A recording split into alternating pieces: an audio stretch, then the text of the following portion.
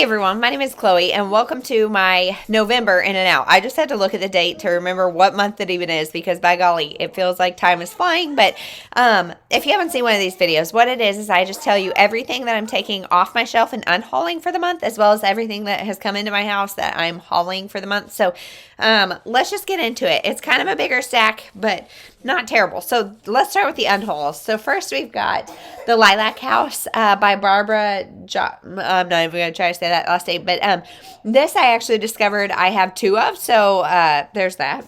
Also, Home of the Heart by Carolyn Brown, which was previously published as Wild Cowboy Ways. I have read this before and just didn't take it off my shelf. It was 3 stars. Nothing like that I need to keep and reread, but it was fine. Then we have Second Chance on Cypress Lane by Reese Ryan. I read this last month and didn't love it, so I'm going to unhaul it. Same with this, No Time to Panic by Matt Gutman. This is his nonfiction memoir about his experience with panic attacks and anxiety. So it was fine, entertaining enough. But he does read the audiobook, so if I ever want to reread, which I probably won't, but I would do it that way. Then we have Forever With You by Barb Curtis. Another romance that was just fine. I just don't need to read it again. And then You Again by Kate Goldbeck. Also read this recently. Book of the month. Beautiful cover. I love the fall colors, but I didn't love this book. And so there we go. Gonna get rid of that. So those are all the unhauls. Now let's get into the hauls. Okay, so for the hauls, I have a couple from publishers, one book of the month, and then a Pango order that, of course, like if you bundle, you save. So you guys, I always bundle. So anyway, and then we had our quarterly library book sale, and so I have quite the stack from that. So let's just get into it. The first couple from the publishers, we have 4 Weddings and a Puppy by Lizzie Shane, and Love Isn't Always a Piece of Cake. I think this is a part of her series. I can't remember what it's called, but she's always been the girl with a plan until the plan crashed big time. Kendall Walsh has exactly 1 second to save a fancy 5-tiered wedding cake and any possibility of being a wedding planner. Not to mention her family's struggling ski resort. All because of one very cute, very funny golden menace of a retriever who has a serious thing for butter chiffon icing, which is exactly when Olympic skier Brody James shows up and saves the day and the cake. So all of these are sweet romances that deal with have dogs included. I expect it'll be really fun. I also love, especially in the spring, wedding books feel really good. And yeah, this just sounds cute.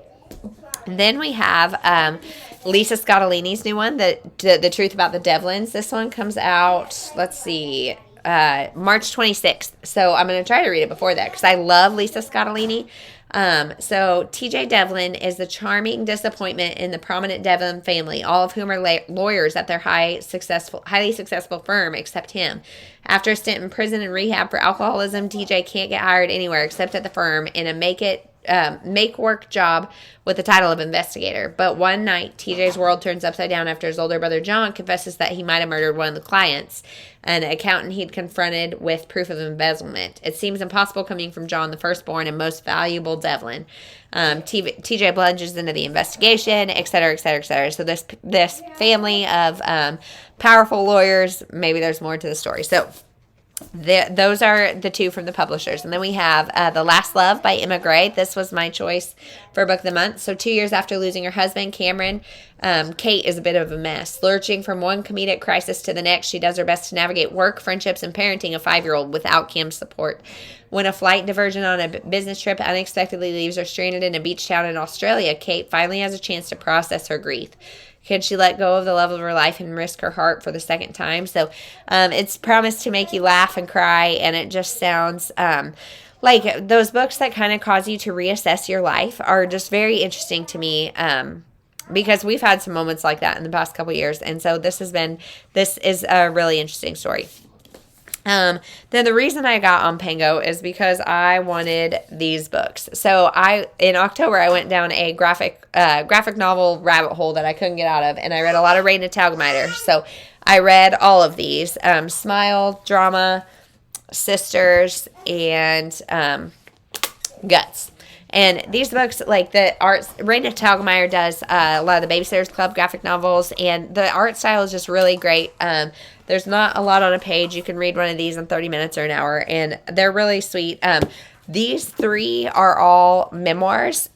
Smile, Sisters, and Guts are all memoirs of hers, and I really, really enjoy them and relate to them. This one less so, but it was a part of the bundle, and maybe if one of my kids are into drama, they'll like having this. So there's that, and then with it, randomly, I threw in Beyond the Wire by James C. Shipman. It's a novel of Auschwitz, and you guys, I've been very much in my World War II era right now. I'm loving reading all the World War II stuff. So this is October 1944. In the long, narrow undressing rooms in Auschwitz-Birkenau, prisoner Jacob Bach toils under the scrutiny of SS guards. Like other members of the Sonderkommando, Jacob was selected upon arrival for an unthinkable job, sorting through the clothes of the dead and moving their bodies from the gas chambers to the crematorium. So he's able to spend some time with a woman named Anna, and so I think it's a romance, but in really, really, really, really harrowing times. And so I'm curious to see how this plays out. But sounds good. So those are those. Now let's get into the stack from the library book sale. Okay, so I think I've told you guys, but our library book sale, it's Friday 9 to 5, Saturday like 10 to 4 or something, and then Sundays fill a bag. Well, the line there Friday at 9 is outrageous. There are always people like banging on the door ready to go, and people come with like crates to put books in. And so if you're not there at 9 o'clock, things have already kind of been through the run-through once. And thankfully, maybe, my husband had a meeting.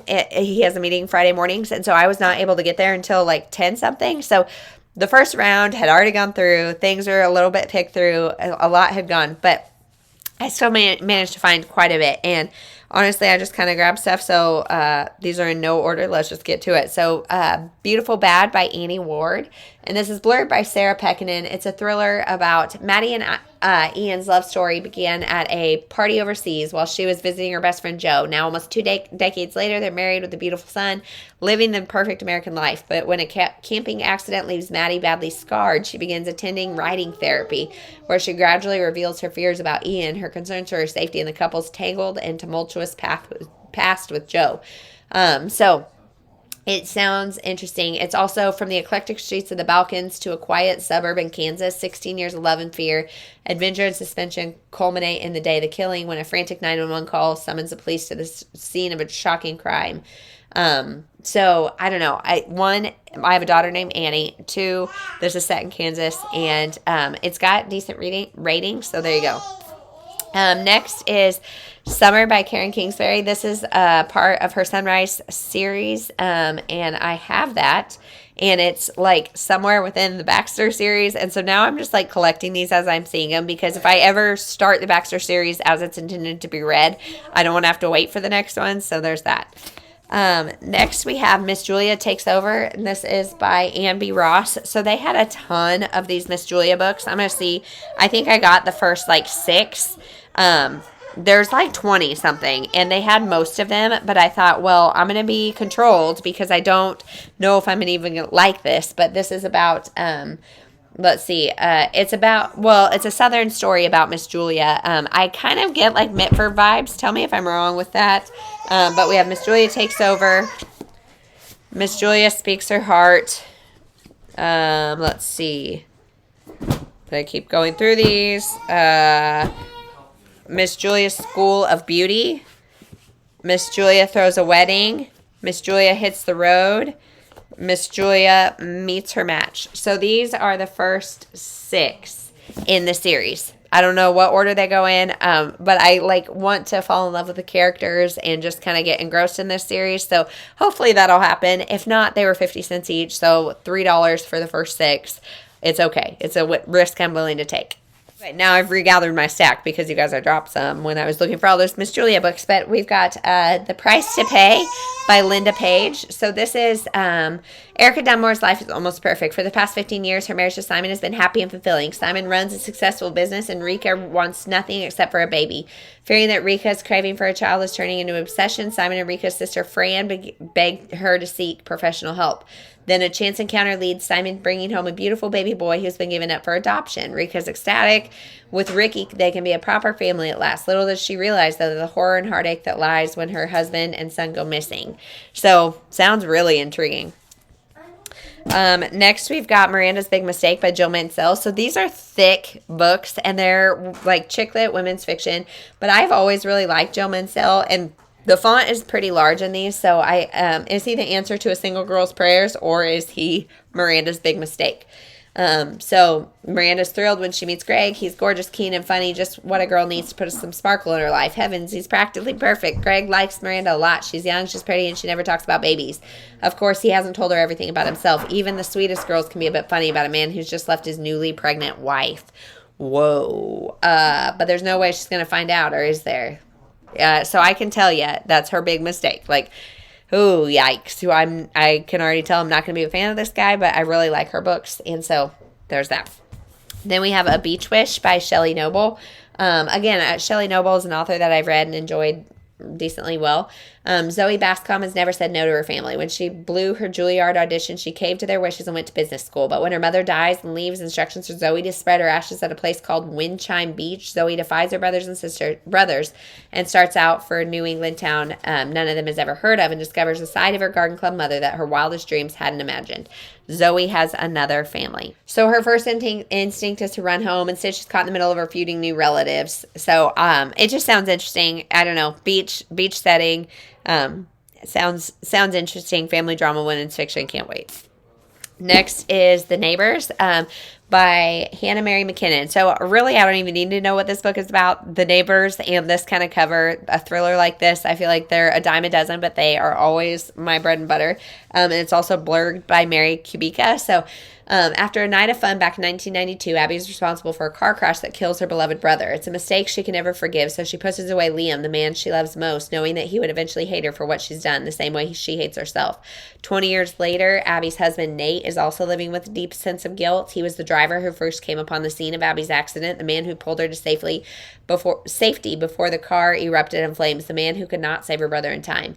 Is this guilt? It's this guilt, this regret that binds them together. They understand each other, so Nate believes. In a strange twist of fate, Liam moves into the neighborhood with his own family, releasing a flood of memories that Abby's been trying to keep buried all these years. So they pretend they've never met, et cetera, et cetera. I don't know. Sounds good. Then we've got two more Karen Kingsbury's. Again, Even Now and Ever After. I don't really need to know anything about these. I'm just kind of collecting them, so then I don't have to wait. They're 50 cents each. Problems of a book collector. And then last is The Southern Side of Paradise by Christy Woodson Harvey. So this is part of her Slightly South of Simple series. I think this is number 3. I'm still like desperately searching for number 2. I can find it. I just don't want to pay much for it. And so loved the first one. This one is also got Ainsley is the mom. My daughter's Ainsley. It's Ainsley, and this is Ansley. But yeah. So this is about the youngest daughter, I think. But I don't know. Blurred by Ellen Hildebrand. Very great women's fiction, chick lit, whatever you want to call it. I would say more women's fiction because it's not lighthearted like you think. Like it is, but it's about 3 sisters and their mother and their story. So that is everything, you guys. Quite the haul. Quite the video. Sorry. Thank you for hanging with me. There's quite a few pauses and things because my kids are all in the room right next to me, and it's a long Thanksgiving weekend, and you guys, we're all here all the time. So there's that. Thank you so much for watching. We'll see you in the next one.